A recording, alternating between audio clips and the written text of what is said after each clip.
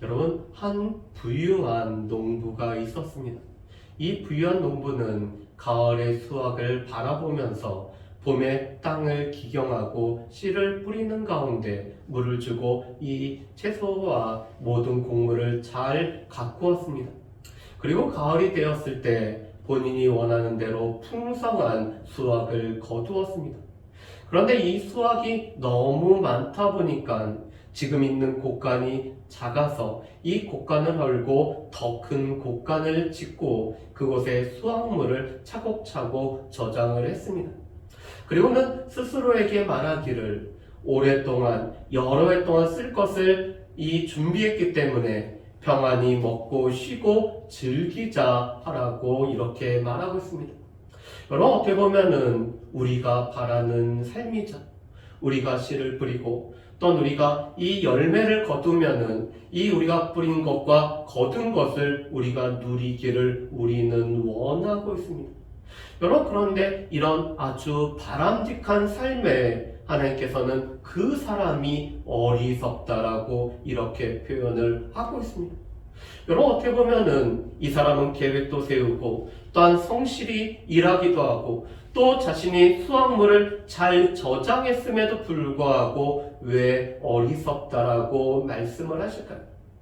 여러분, 누가복음 12장 말씀은 제자들에게 말씀하신 예수님이 무리들에게 또 제자들과 무리에게 말씀하시는 구조로 되어 있는 것이 누가복음 12장의 말씀입니다. 그래서 누가복음 12장은 우리가 누구에게 헌신할 것이며 우리가 누구에게 의존하며 우리는 누구를 따라서 살아갈지를 말씀하는 것이 바로 이 누가복음 12장의 말씀입니다.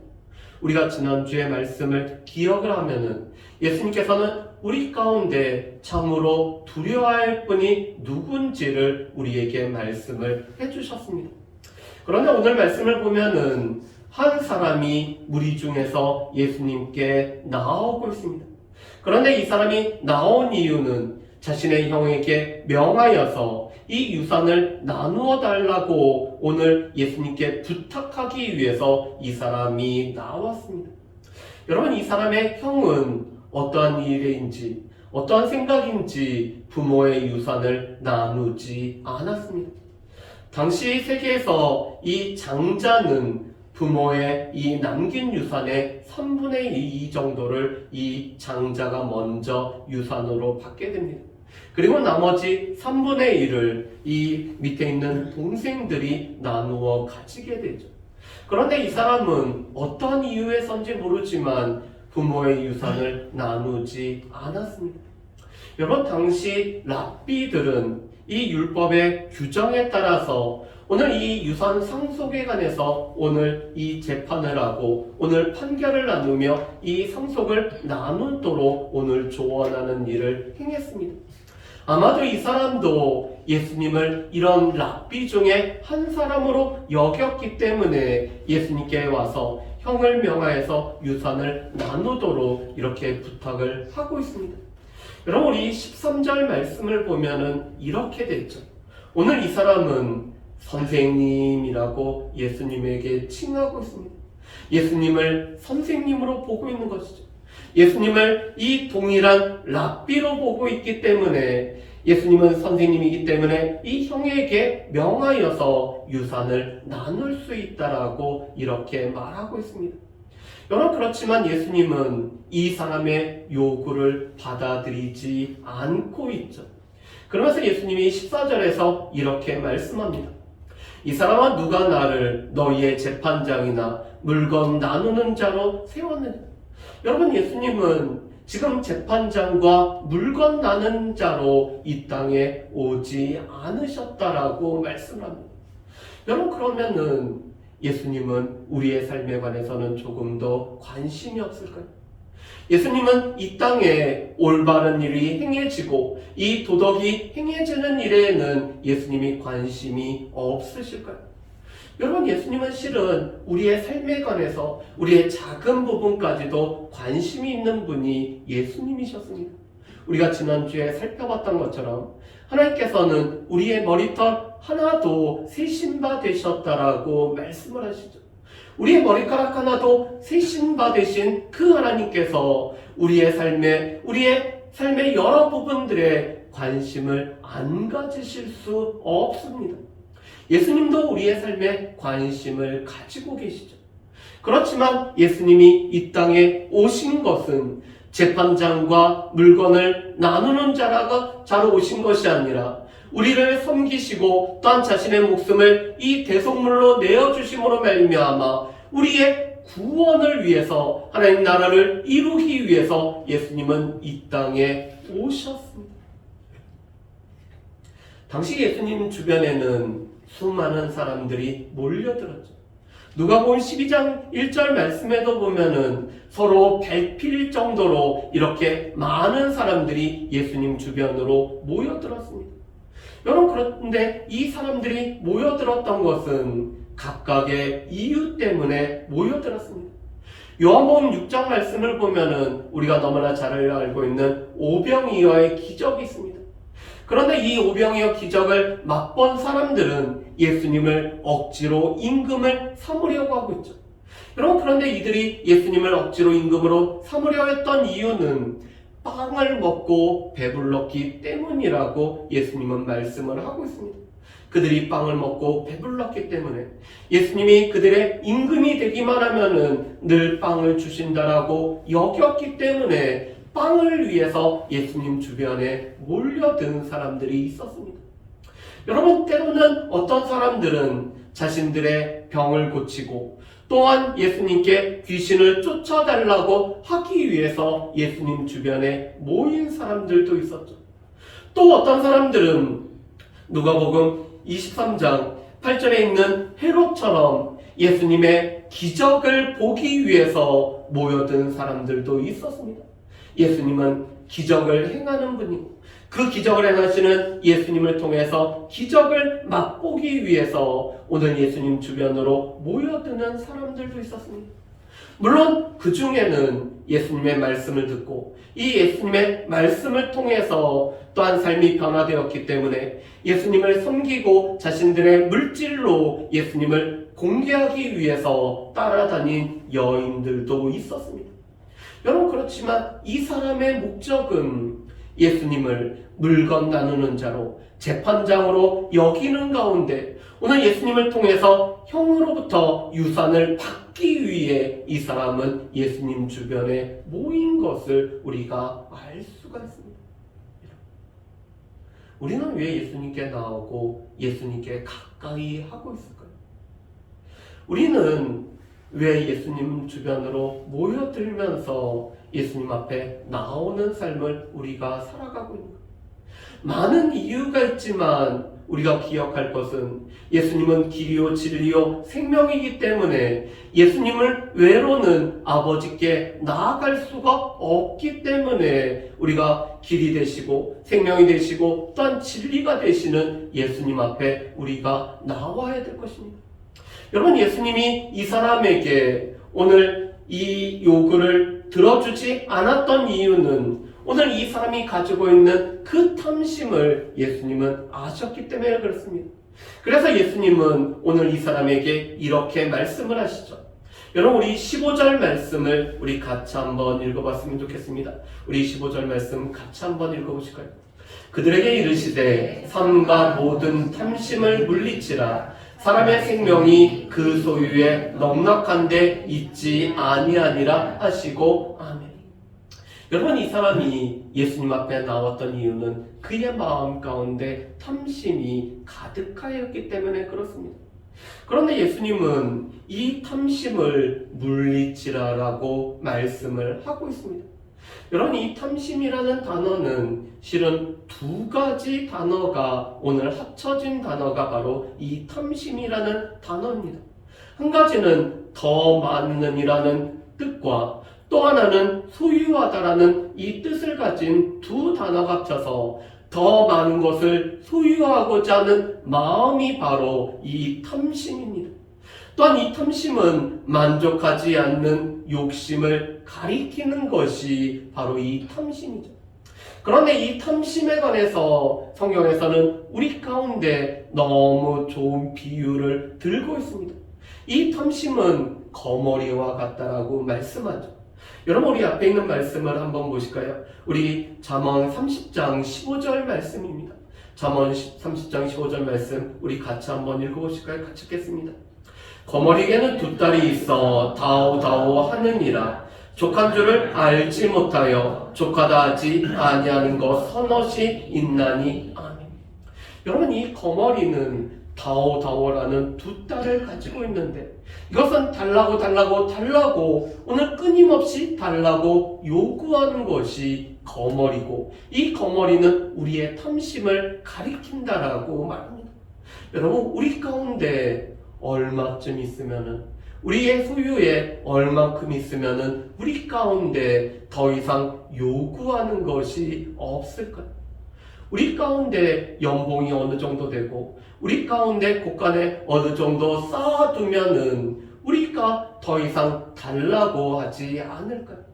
여러분, 그런데 우리 마음 가운데는 끊임없이 채워지지 않는 이 공허함으로 말미암아 가득 쌓았고 더 많이 쌓고 더 많은 것을 소유하고자 하는 마음이 우리 가운데 있습니다.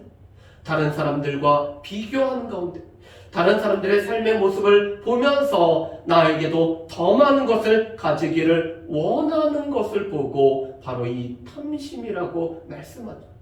그런데 문제는 이 탐심을 우리가 물리치지 않게 되면은 우리의 생명이 마치 소유의 넉넉한 데 있는 것처럼 우리는 생각할 수가 있다라는 것입니다.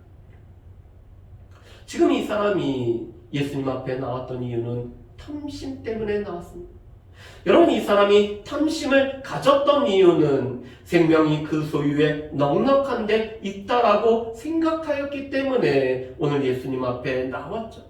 그렇지만 예수님은 이 탐심을 우리가 물리쳐야 된다라고 말씀하시면서 오늘 이 생명은 그 소유에 넉넉한 데 있지 않다는 것을 알려주기 위해 한 가지 비유의 말씀을 우리에게 말씀을 해주고 있습니다.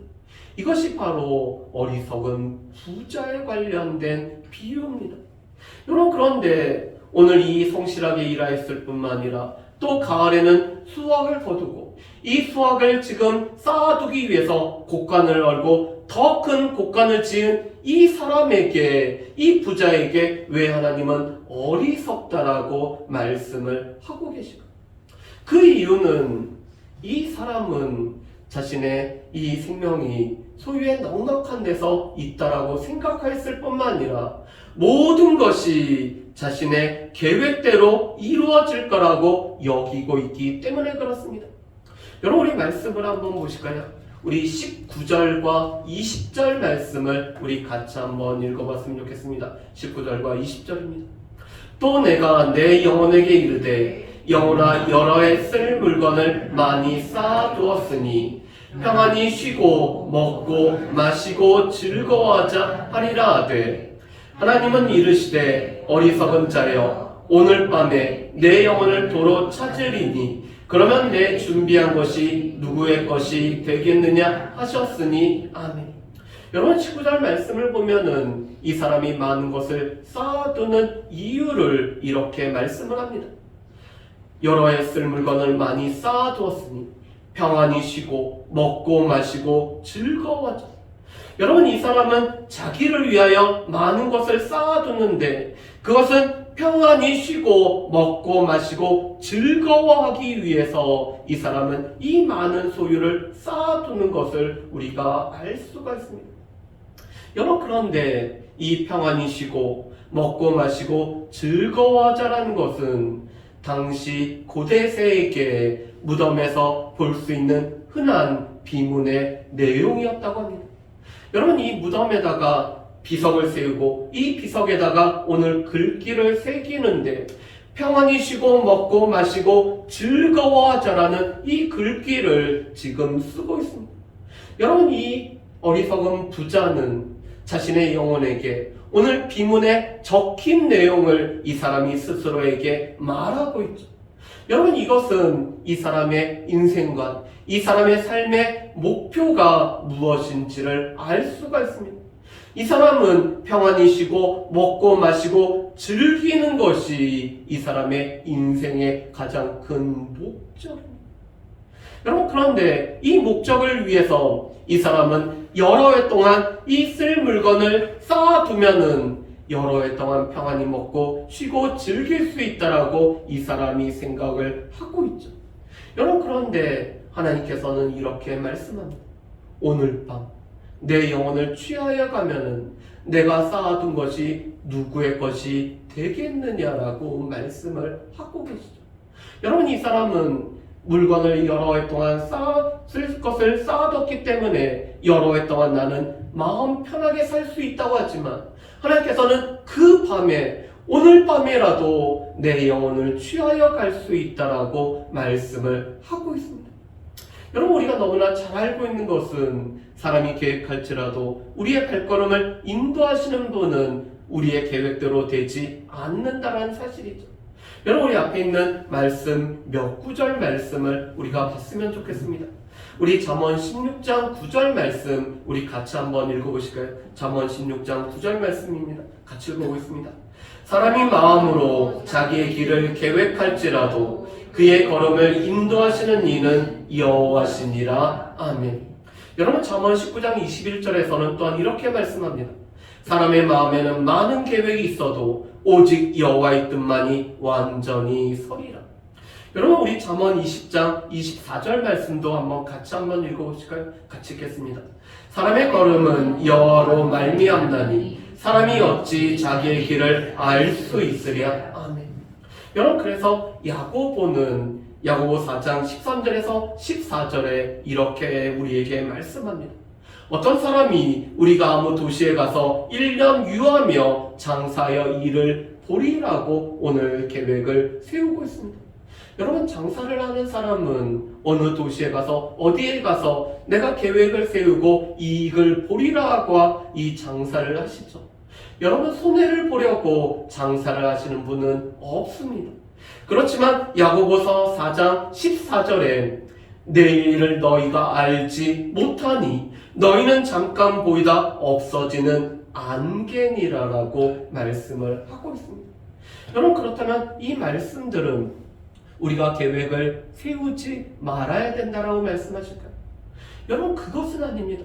여전히 우리가 계획을 세우고 또 우리가 우리 가운데 어떻게 할지 우리가 계획을 세울지라도 우리의 발걸음을 인도하시고 우리의 삶을 인도하시는 분은 우리가 아니라 하나님이시며 이 하나님의 뜻 안에서 우리의 계획이 성취되어짐을 우리에게 말씀을 하고 계십니다. 그뿐만 아니라 내일은 나의 영역이 아니라 하나님의 영역이라고 말씀하시죠. 우리는 내일 일을 알지 못하는 사람입니다. 그런데 마치 내일 계획을 내가 다 주장할 수 있을까라고 생각하는 이런 착각 속에 살아가고 있기 때문에 하나님께서는 오늘 밤 너의 영혼을 취하여 갈 수 있다라고 우리에게 말씀을 하고 계시죠. 여러분, 이번 주 목요일 날 제가 큰일을 한번 범할 뻔했습니다. 제가 집사람이 아이들하고 이렇게 공부를 하고 있어서 남성쌤 모임을 마치고 교회차를 가지고 주차장에 왔더니 우리 집 차가 앞에 있고 교회차가 뒤에 있어서 이따 아이들 끝나고 또 집에 가고 그러면은 이 차를 바꿔대는 것이 좋겠다라고 생각해서 이 차를 바꿔대려고 했었습니다. 그래서 교회차를 먼저 빼고 우리 차를 인도에 이 비상등을 켜놓고 대고 나서는 교회차를 빨리 앞으로 대놨습니다. 그런데 마음 한편으로 불편한 게 인도에다가 차를 대놓은 게 불편해서 너무 서두르다 보니까 제가 파킹을 안 하고 뒤로 해놨다가 차가 슬슬슬슬 내려오는 것을 보게 됐습니다. 그래서 이 차가 도로에 나가면은 큰 사고가 날 것 같아서 제 몸을 막았는데 다행히도 막아졌습니다.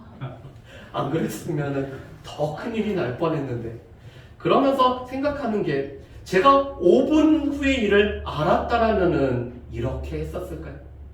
물론 저의 부주의함 때문에 그렇지만 5분에 이런 일이 생길 거라고 이런 것들을 제가 알 수가 있었을까요?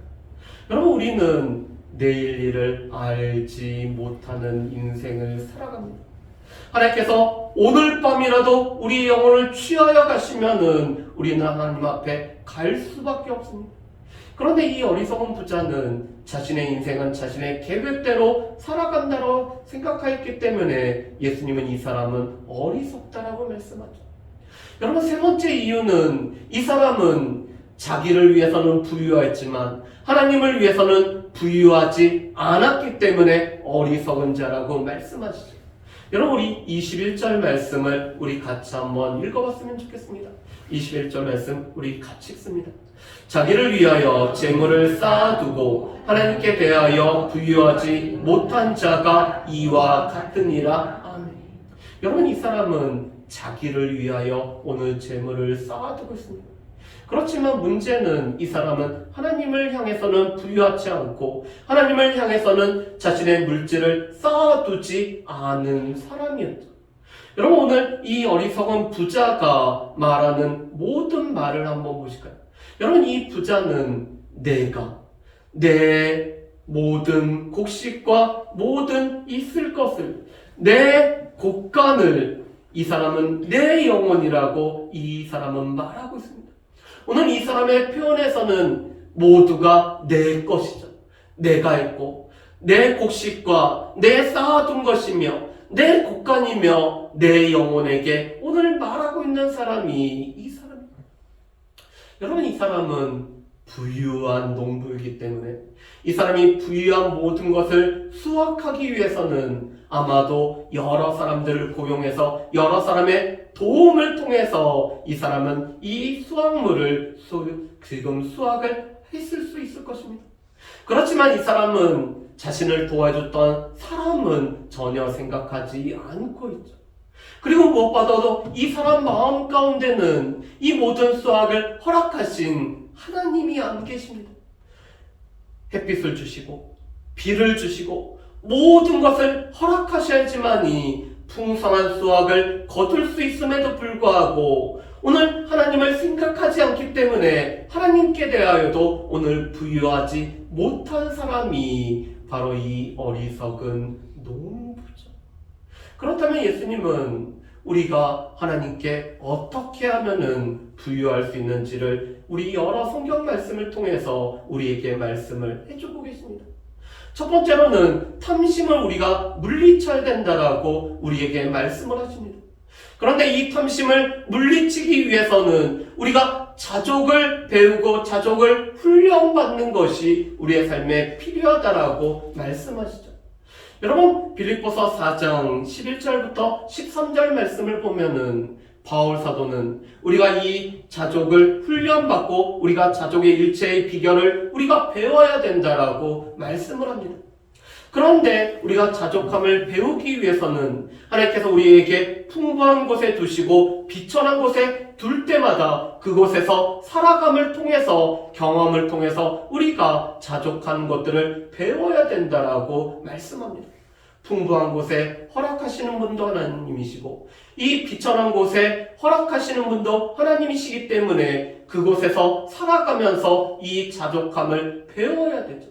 그뿐만 아니라 우리에게 능력을 주시는 그 하나님 앞에서 우리에게 능력을 주시는 그 주님의 능력을 힘입을 때만이 우리가 풍부한 곳에서 비천한 곳에서 자족의 훈련을 우리가 할 수 있다라고 말씀합니다. 하나님께서는 우리의 발걸음을 때로는 부유한 곳으로 인도하시는 가운데 풍부함 속에서도 하나님을 경외하는 것들을 배울 수 있도록 우리를 훈련시킬 때가 있습니다. 하나님께서는 때로는 우리 가운데 이 부족한 곳으로 우리를 인도하셔서 이 없는 가운데도 여전히 하나님을 바라보며 그것으로 우리의 삶을 꾸려나가도록 우리가 배우는 이 자족의 일체의 비결을 우리가 훈련하도록 우리의 발걸음을 인도를 하시죠. 그런데 우리가 자족하지 못하면은 우리는 이 탐심에 우리가 삼켜지기 때문에 우리는 탐심을 물리치기 위해서 자족의 훈련이 우리 가운데 필요합니다.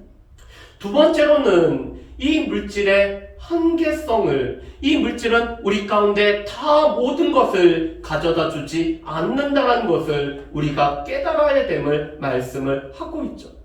여러분, 이 어리석은 부자나 오늘 예수님께 이 형의 유산을 나눠달라고 한 사람은 이 물질을 통해서 생명을 얻을 수 있다라고 생각을 하고 있습니다. 여러분, 그렇지만 이 물질을 통해서는 우리의 생명을 결코 살 수가 없죠.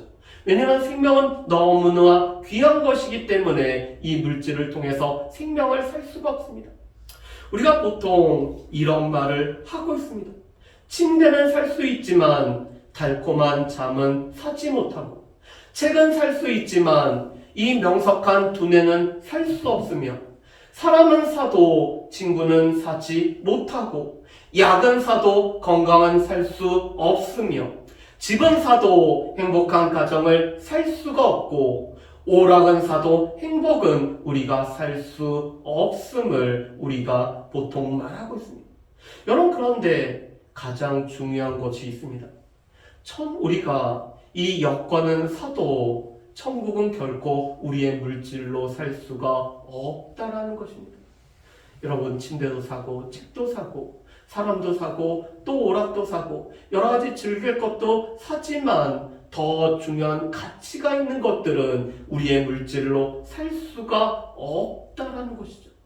세 번째로는 우리가 하나님 앞에 부유하기 위해서는 하나님 사랑과 이웃 사랑의 삶을 우리가 살아가야 된다라고 말씀을 하고 있습니다.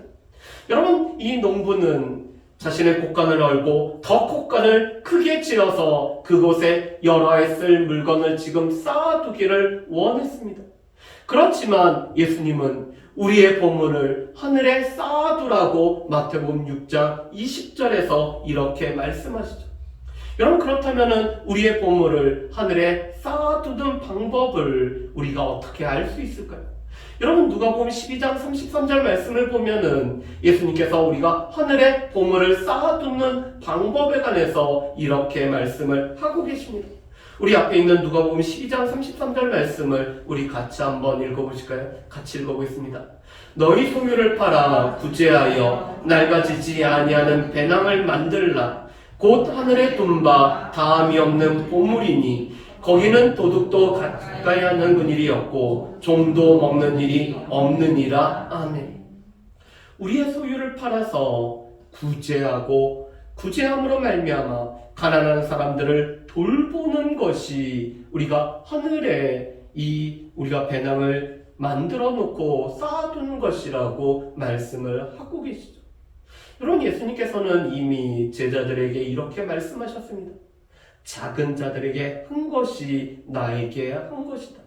작은 자들이 굶주렸을 때 먹인 것이 나한테 한 것이고, 오늘 이 작은 자들, 가난한 자들이 오늘 목마를 때 마시운 것이 우리가 한 것이고, 억울하게 옥에 갇힌 자들을 돌아보는 것이 나한테 한 일이라고 예수님은 말씀을 하고 계십니다. 그런데 우리의 소유를 팔아서 가난한 자들을 구제하는 것이 하늘에 지금 배당을 만들어 놓는 것이라고 말씀하죠. 여러분, 그런데 구약 말씀에도 이렇게 말씀합니다. 우리 잠언 19장 17절 말씀을 우리 같이 한번 보실까요? 잠언 19장 17절 말씀입니다. 우리 같이 한번 읽어보겠습니다. 가난한 자를 불쌍히 여기는 것은 여호와께 구워드리는 것이니 그의 선행을 그에게 갚아주시리라. 아멘. 여러분, 가난한 자에게 오늘 불쌍히 여기는 것은 하나님 앞에 우리가 빌려드는 것이라고 말합니다. 하나님 앞에 빌려주기 때문에 하나님께서 그것을 우리의 삶에 갚아주신다라고 말씀을 하고 계시죠. 그래서 소유에 관해서 바울사도는 디모데전서 6장 17절부터 19절에 이렇게 말씀합니다. 이 세대의 부한 사람들에게 이렇게 말씀하시죠. 재물에 소망을 두는 것이 아니라 후히 주사 누리게 하시는 하나님께 우리가 소망을 둘 뿐만 아니라 선을 행하고 선한 사업을 많이 하고 나누어 주기를 조그할 뿐만 아니라 너그러이 대하라라고 우리에게 말씀을 하고 계십니다. 그래서 우리에게 물질을 주신 이유는 이 물질을 통해서 선한 일과 선한 사업을 쓰도록 우리가 이 물질의 축복의 통로가 사용되어지도록 하기 위해서 우리에게 물질을 허락하셨다라고 말씀하시죠. 그런데 이것이 장래에 우리에게 생명을 위한 터를 닦아둠이라고 말씀을 하고 있습니다. 우리 가운데 우리가 하나님을 사랑하기 때문에 이 하나님을 사랑하는 것이 우리 눈에 보이는 형제들과 이웃을 사랑하는 모습으로 우리의 물질이 이 사랑을 위해서 쓰여질 때 우리가 정말 생명을 위한 터를 닦아두게 되어짐이라고 말씀을 하고 계시죠. 누가복음 12장 13절에서 21절 말씀을 보면은 우리 가운데 두 가지를 질문하고 있습니다. 첫 번째로는 우리는 왜 예수님 앞에 나오고 있는지 우리에게 질문을 하고 있죠. 왜 우리가 예수님 앞에 나오고 있으며 왜 우리가 예수님의 말씀을 듣기 위해 이 자리에 나오고 있는지 우리에게 물어보고 있습니다. 우리의 문제가 해결되고 우리가 예수님으로부터 선한 것들을 배우는 것도 중요하지만 예수님으로 말미암아 이 길이요 진리요 생명 되신 예수님으로 말미암아 우리가 하나님 앞에 나아갈 수 있는 유일한 길이기 때문에 우리는 예수님 앞에 나오고 있죠. 두 번째로 우리에게 이렇게 질문을 하고 계십니다. 우리는 어리석은 자인가 어리석은 자가 아닌가 우리에게 질문을 하고 있죠. 여러분, 오늘 성경에 나오는 사람들은 어리석은 자들이었습니다. 그들은 자기를 위하여 물질을 쌓아둘 뿐만 아니라 자기를 위해서 곳간을 더 넓게 짓는 일에 오늘 마음을 썼을 뿐만 아니라 모든 것이 자신의 계획대로 이루어진다라고 생각하였기 때문에 그들은 어리석은 자라고 말씀을 하고 계시죠. 그렇지만 우리가 탐심을 물리치기 위해서 자족하는 훈련을 받을 뿐만 아니라 이 물질이 우리 가운데 어떠한 한계가 있는지를 깨달을 뿐만 아니라 하나님과 이웃에게 오늘 우리가 부유한 삶을 살아가면은 우리는 결코 어리석은 자가 아니라고 말씀을 하고 계시죠. 여러분은 어리석은 자이십니까? 어리석은 자가 아니십니까? 오늘 말씀을 비춰봐서 나는 어떤 삶을 살아가고 있는지 살필 수 있는 저와 여러분들 되시기를 주님의 이름으로 축복합니다. 우리 이 시간에